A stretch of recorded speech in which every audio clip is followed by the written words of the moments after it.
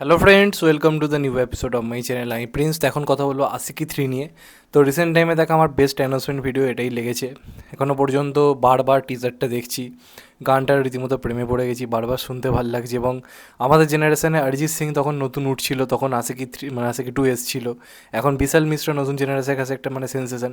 সেই টাইমে দাঁড়িয়ে তার গান দিয়ে আশিকি 3 এর অ্যানাউন্সমেন্ট হচ্ছে, সেটা নতুন জেনারেশনের কাছেও একটা বিরাট এক্সাইটমেন্ট করে দেওয়ার মতো একটা ব্যাপার। যখন আমরা মোটামুটি বয়স 14-15 ছিল, তখন আমরা যে ফিল্ডটা পেয়েছিলাম, আজকে যারা এই বয়সে বিলং করছে তারা আশিকি 3 নিয়ে মেতে রয়েছে।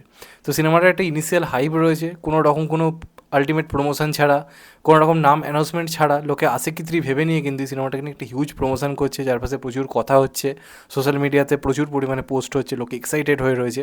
এমনটা কিন্তু বহুদিন পর কোনো সিনেমার ক্ষেত্রে দেখা যাচ্ছে। এবং কার্তিক আরিয়ানের এই মুহূর্তে দাঁড়িয়ে বক্স অফিস রেকর্ড যথেষ্ট ভালো, নিজের দখলে বক্স অফিস রাখার ক্ষমতা রয়েছে, একটা ভালো রকম একটা তার অডিয়েন্স পুল করার ক্ষমতা রয়েছে, এগুলো নিয়ে কোনো সন্দেহ নেই। প্লাস শ্রীলীলা এই মুহূর্তে দিয়ে তো অনেকের কাছেই ক্রাশ, এগুলো তো ফ্যাক্টর। প্লাস অনুরাগ বসু প্রীতম এতদিন পরে ফিরছি, মিউজিক ভালো হবে। কিন্তু এত কিছু নিয়েও কিন্তু আশিকি 3 সিনেমাটার কিন্তু ভবিষ্যৎ আসলেই খুবই কিন্তু খারাপ জায়গাতে রয়েছে। এবং এর পেছনে সবথেকে বড় মাস্টার নাম হচ্ছে মহেশ ভাট।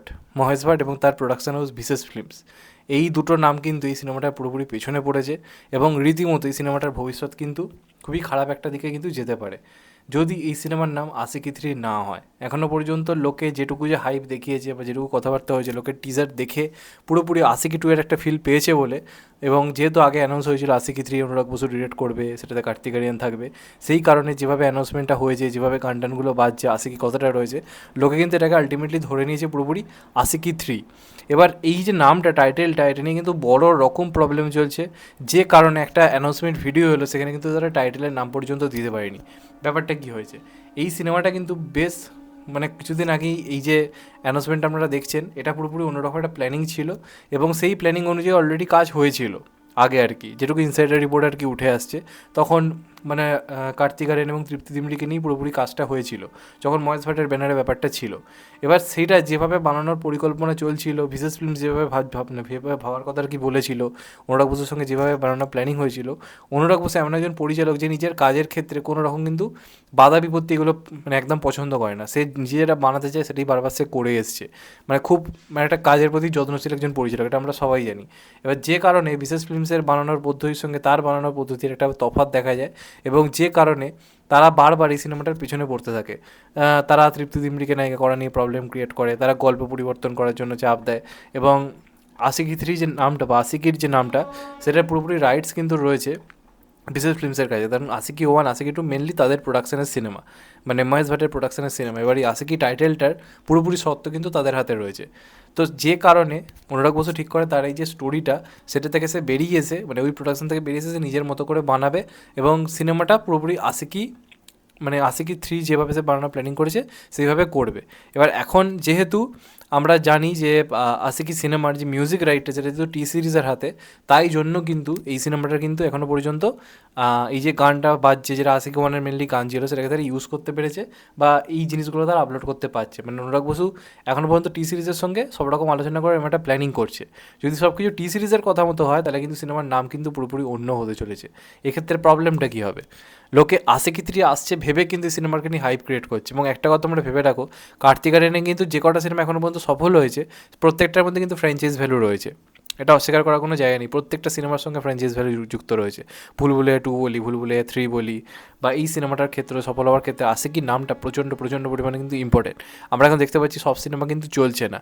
আর কার্তিক আরিয়ানের রিসেন্ট রিলিজ হওয়া যে সিনেমাগুলো হয়েছে, সে সত্যপ্রেম কি কথা হোক বা তোমরা চন্দু চ্যাম্পিয়ন দেখো, সেগুলো কিন্তু হিউজ একটা বক্স অফিস কিন্তু আনতে পারেনি। বা প্রেমের সিনেমা রিসেন্ট টাইমে কিন্তু দারুণ যে চলছে তা কিন্তু নয়। হ্যাঁ, রিলিজ হওয়া সিনেমা চলছে, সেটার মধ্যে একটা নস্টালজিয়া ভ্যালু রয়েছে, কিন্তু নতুন রিলিজ হওয়া প্রেমের সিনেমা শেষ কয়েক বছরে ওয়ার্ক করেনি, এটা আমরা সবাই জানি। তো সেক্ষেত্রে আশিকি 3 যদি নামটা পরিবর্তন করে অন্য কিছু নাম রাখা হয়, এই সিনেমার যে হাইপ এই মুহূর্তে রয়েছে, এই হাইপটা কিন্তু অনেকটা পড়ে যাবে, অনেকটা নিচে নামবে। তো এটা এখন পুরোপুরি দাঁড়িয়ে রয়েছে কিন্তু বিশেষ ফিল্মসের হাতে। এবং এই কারণে এখন কথাবার্তা চলছে বলে তারা কিন্তু এই অ্যানাউন্সমেন্ট ভিডিওতে তাদের নামটা এই মুহূর্তে দাঁড়িয়ে দিয়ে দেয়নি, মানে যেটা টি সিরিজের এখন নাম ঠিক করা রয়েছে আর কি, সেই নামটা তারা দেয়নি, কারণ এখনও শেষ পর্যন্ত অবধি বিশেষ ফিল্মসের সঙ্গে মিটিং চলছে, কথাবার্তা চলছে। যদি সব কিছু ঠিক হয়ে যায় তাহলে এই সিনেমার টাইটেল আশিকি 3 হবে। যদি বিশেষ ফিল্ম শেষ পর্যন্ত রাজি না থাকে, যদি তারা তাদের জায়গাতে পুরোপুরি স্ট্রিক্ট থাকে, তাহলে কিন্তু সিনেমার নাম কিন্তু পরিবর্তন করা হবে। কারণ যদি আশিকি 3 নাম তাদের পারমিশন ছাড়া করা হয়, এরা কিন্তু চাইলে এফআইআর কেস পর্যন্ত করে দিতে পারে, করতেই পারে, তাদের হাতে সেই অধিকারটা রয়েছে। তো চাইবো সব কিছু ঠিক হয়ে যাক, আশিকি 3 নামটাও, কারণ লোকে প্রচণ্ড পরিমাণে এক্সাইটেড আশিকি 3 নাম হবে এটা ভেবে। তো এবার দেখা যাক এই সিনেমাটার ভবিষ্যৎ কী। আলটিমেটলি আমার অ্যানাউন্সমেন্ট ভিডিওটা ভালো লেগেছে। আমি অ্যাজ আ অডিয়েন্স, এটা যদি নাম আশিকি 3 নাও হয়, আমি তো দেখার জন্য এক্সাইটেড থাকবো, কিন্তু একটা হিউজ অডিয়েন্সের মধ্যে আশিকি 3 দেখতে যাচ্ছি বা কোনো অন্য একটা নর্মাল প্রেমের সিনেমা দেখতে যাচ্ছি, দুটোর মধ্যে পার্থক্য ভাই থাকবে, এটা নিয়ে কোনো অস্বীকার করার জায়গা নেই। প্লাস দিওয়ালিতে অপরদিকে এই মুহূর্তে নাম্বার 1 ফ্র্যাঞ্চাইজ ভ্যালু যেটা রয়েছে হরর ইউনিভার্স, সেই ইউনিভার্সের সিনেমা আসছে থামা, যেটার ক্রেজ এমনি ভালো, ম্যাডডগ ফিল্মসের যাই আসছে তাই হিট হচ্ছে। তো এটাও কিন্তু একটা চাপের জায়গা, একমাত্র আশিকি 3 নাম হলে ওদের সঙ্গে লড়াই করাটা কিন্তু অনেকটা সহজ হয়ে যাবে। তো এবার দেখা যাক লাস্ট অব্দি কী হয়। আশিকি 3 নাম হলে এই সিনেমাটা মানে ভয়ঙ্কর বক্স অফিস আনবে, আর যদি নাম না হয় তাহলে কিন্তু অনেকটা কম বক্স অফিস আনবে। কারণ অনুরাগ বসু আমার প্রচণ্ড পছন্দের পরিচালক, কিন্তু সে বিরাট বড় যে বক্স অফিস পুলে একজন পরিচালক সেরম পরিচালক কিন্তু নয়। সেক্ষেত্রে একমাত্র আশিকি 3 যদি নাম হয়, সেটা একটা হিউজ বিজনেস আনতে পারবে। যদিও অনুরাগ বসু এমন একজন পরিচালক বিজনেস দিয়ে সবটা বিচার করে না, তবুও আমি বিজনেসের খাতিরে মানে কথাটা আর কি বললাম। তো দেখা যাক লাস্ট অবধি কী হয়, এটা নিয়ে অনেকই চিন্তায় রয়েছে, যে কারণে ব্যাপারটা ক্লিয়ার করলাম। তো তোমাদের এটা নিয়ে কী মত অবশ্যই কিন্তু জানিও। যাই হোক, চ্যানেলটা নতুন হলে চ্যানেলটা সাবস্ক্রাইব করে দিও and get the bell icon. ভালো থেকো সবাই, টেক কেয়ার, নমস্কার, আবার দেখা হবে কত বাই। সবাই ভালো থেকো, সুস্থ থেকো, নমস্কার, টেক কেয়ার, আবার দেখা হবে।